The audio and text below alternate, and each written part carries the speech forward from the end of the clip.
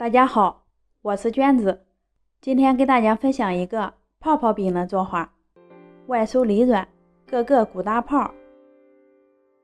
先准备普通面粉400克，加入5克盐，倒入刚烧好的开水约320毫升，边倒边搅拌。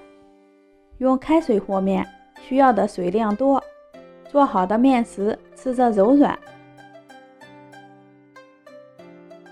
搅成大面絮状，稍微晃凉。晃凉以后，淋上20毫升的食用油，下手揉成面团。加了油再去揉面的话，就不粘手啦。揉至面团表面光滑，醒面10分钟。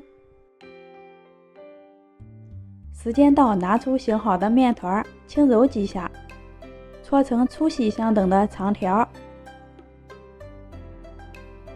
再切成比包饺子大一些的面剂，拿一个小面剂压扁，擀成一个小圆饼的形状，厚度约2毫米就可以啦。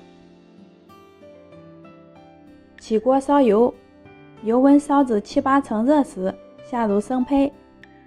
高油温下锅，生胚能快速地浮出油面。用筷子敲打边缘，使其受热均匀。中间就会鼓起大泡啦。炸至一面微黄，换个面。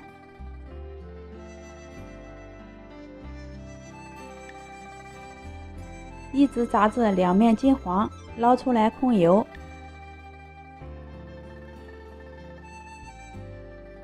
这样做好的泡泡饼，表皮非常的酥脆，里面空心儿，吃着柔软筋道。炸的过程最重要的要把握好油温，高油温下锅，生胚遇热能快速的鼓起。因为是烫面做的，凉了也不容易硬。喜欢的朋友可以试一下。点击我的头像，可以看到更多的家常美食。